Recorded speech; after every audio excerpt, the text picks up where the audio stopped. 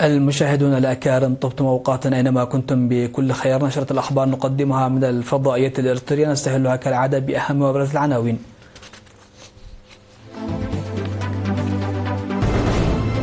افتتاح المهرجان السنوي 51 للإريتريين في كندا. تنظيم ورشة عمل حول إثراء مسودة الأدوية واللقاحات البيطرية الوطنية. الاتحاد الوطني لألعاب القوى ينظم سباق نصف الماراثون الوطني في بارنتو. تركيا تؤكد قطع علاقاتها التجارية مع إسرائيل وإغلاق موانئها أمامها. سفينة حربية أمريكية تدخل قناة بنما متجهة إلى الكاريبي. وبزشكيان يتهم واشنطن وتل أبيب بمخطط لتفكيك بلاده. أهلا بكم. افتتح في مدينة تورونتو يوم 30 من أغسطس المهرجان السنوي 51 للإريتريين في كندا تحت شعار خطنا درعنا المنع. حضر حفل الافتتاح ضيفة الشرف سفيرة إريتريا في الأمم المتحدة السيدة صوفيا تسفاماريام، وآلاف الإريتريين من شرق كندا وأعضاء الجاليات الإريترية ومديري المنظمات الوطنية ورجال الدين وأصدقاء إريتريا. وقالت مسؤولة مكتب إريتريا في كندا السيدة أماريش مبرهتو إن المهرجان يلعب دورا هاما في تعزيز الهوية الوطنية وتقوية الوحدة الوطنية وتوارث الثقافة والقيم وأنشطة الدبلوماسية العامة وعكس الصورة الصحيحة لإريتريا والإريتريين. قدمت السفيرة صوفيا تسفاماريام محاضرة شاملة حول الوضع الراهن في البلاد من حيث التطورات الإقليمية والعالمية وأهمية البرامج الوطنية لتحقيق الوحدة الإريترية ودور الأسر في تنشئة شباب يتمتعون بحماس وطني وكفاءة عالية. يتضمن المهرجان الذي يستمر حتى 2 سبتمبر معرضا عن الثقافة الإريترية والوحدة وتقدم برامج التنمية والأطعمة والمشروبات التقليدية والبرامج الفنية وجوائز للطلاب والمساهمين المتميزين، بالإضافة إلى الأنشطة الرياضية وغيرها من الأنشطة.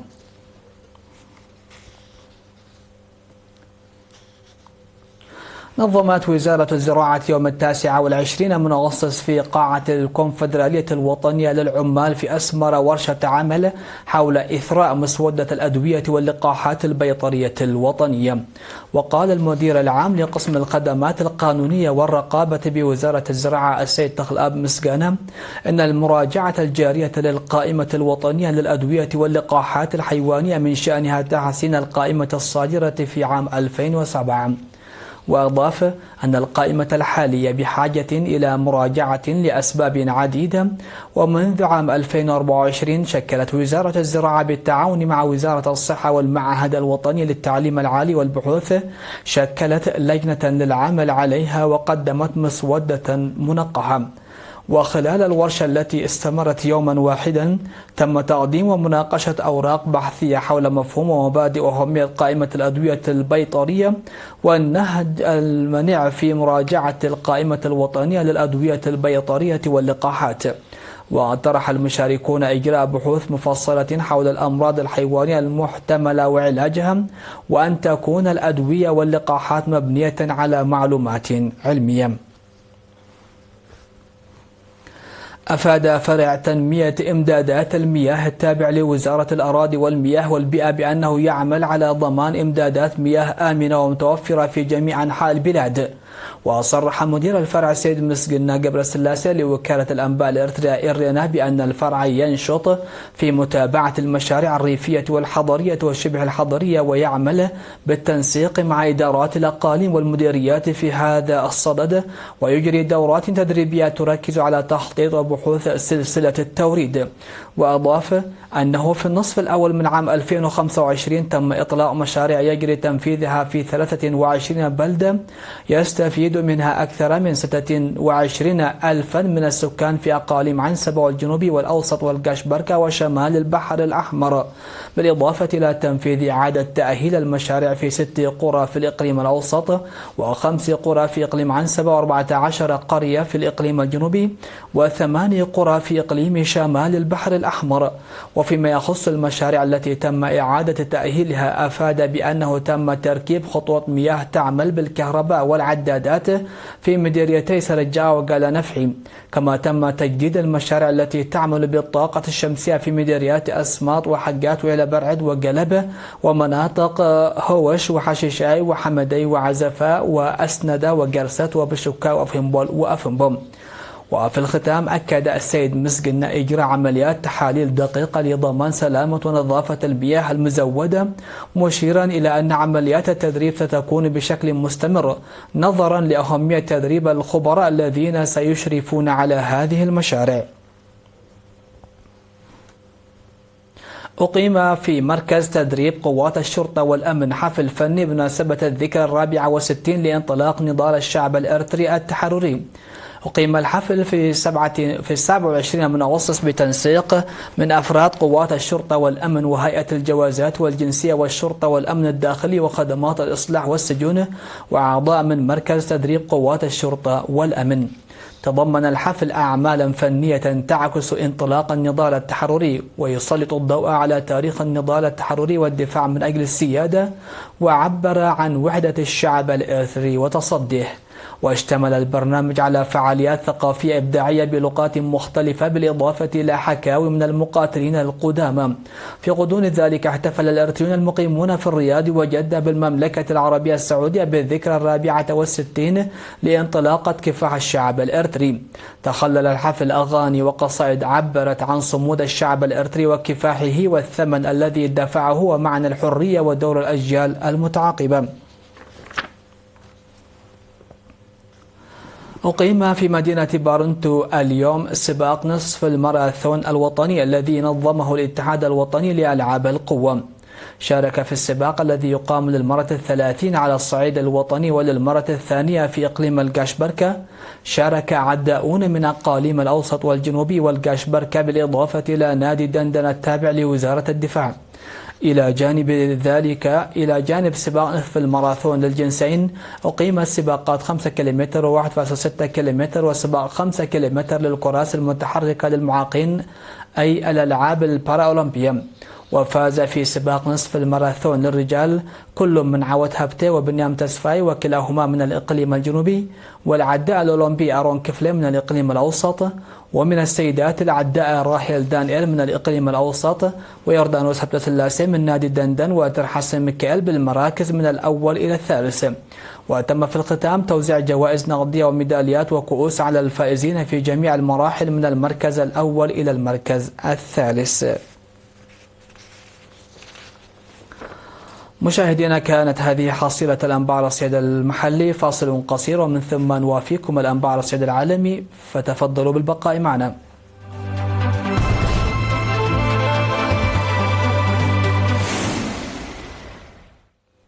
أهلا بكم. أكد وزير الخارجية التركي هاكان فيدان خلال جلسة برلمانية طارئة أكد أن العلاقات التجارية بين بلاده وإسرائيل مقطوعة بالكامل، وأن الموانئ التركية مغلقة أمام السفن الإسرائيلية في ظل ما ترتكبه إسرائيل من إبادة وتجويع بحق الفلسطينيين في قطاع غزة. وحذر فيدان من أنه إذا سمح لإسرائيل بمواصلة هجماتها المتهورة في فلسطين وخاصة في غزة، فإن الأمر لن يقتصر على الفلسطينيين وسيؤدي لإشعال المنطقة بأكملها.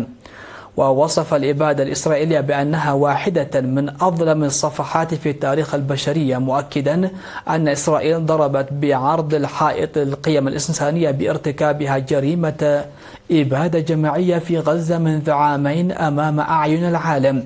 كما تأتي الجلسة بعد أيام من إعلان رئيس الوزراء الإسرائيلي بنيامين نتنياهو المطلوب للمحكمة الجنائية الدولية اعترافه بما يسمى الإبادة الجماعية للأرمن عام 1915 خلال الحرب العالمية الأولى في خطوة مستفزة لأنقرة. دخل الطراد الأمريكي قاذف الصواريخ الموجهة لك إير قناة بنما من المحيط الهادي باتجاه الكاريبي وسط انتشار 3 سفن حربية أمريكية قبالة سواحل فنزويلا. وبقيت السفينة التي تحمل الرقم 70 رأسية في اليومين الأخيرين في ميناء رودمان عند مدخل القناة من جانب المحيط الهادي. وأعلنت الولايات المتحدة إرسال عدة سفن حربية إلى الكاريبي بهدف معلن هو مكافحة الاتجار الدولي بالمخدرات. وكشفت واشنطن الأسبوع الماضي نشر 3 مدمرات قاذفة للصواريخ من طراز إيرلي بارك قبالة سواحل فنزويلا. وردا على ذلك أعلنت فنزويلا إرسال سفن تابعة للبحرية ومسيرات دورية في مياهها الإقليمية. أكد الرئيس الإيراني مسعود بزشكيان أن بلاده لا تسعى إلى الحرب لكنها ستقف بقوة إذا ما تعرضت لهجوم من إسرائيل أو الولايات المتحدة، مضيفا: نحن لا نريد القتال لكننا لسنا خائفين من الحرب أيضا. وفي تصريح له ضمن مقابلة تلفزيونية مسجلة نقلت مضمونها وكالة رويترز وعدد من وسائل الإعلام الإيرانية، شدد بزشكيان على أن أمريكا وإسرائيل تسعيان إلى تعصيم إيران وتدميرها، لكن لا يوجد إيراني يريد أن تقسم إيران، مضيفا أن الجمهورية الإسلامية تقف صامدة في وجه محاولات الأعداء منذ الأيام الأولى للثورة من اغتيالات وانقلابات ومساع لتقسيم البلاد. وتطرق الرئيس الإيراني إلى الخطوات الأخيرة التي اتخذتها الترويكا الأوروبية لإعادة فرض آلية سناب باك الخاصة بالعقوبات، وقال إن إيران لا تريد تفعيل الآلية ولا يحق للدول الأوروبية تنتهك القوانين أن تتهمنا بخرقها.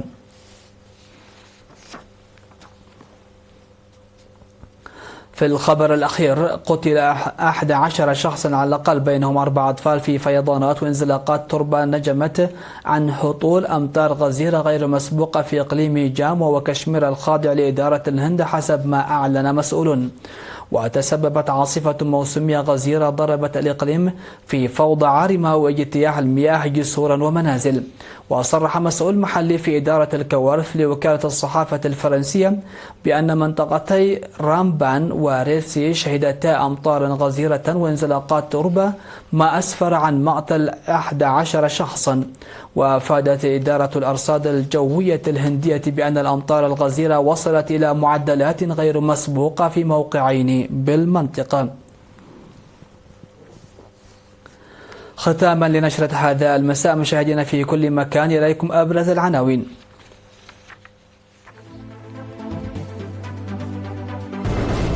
افتتاح المهرجان السنوي 51 للإريتريين في كندا. تنظيم ورشة عمل حول إثراء مسودة الأدوية واللقاحات البيطرية الوطنية.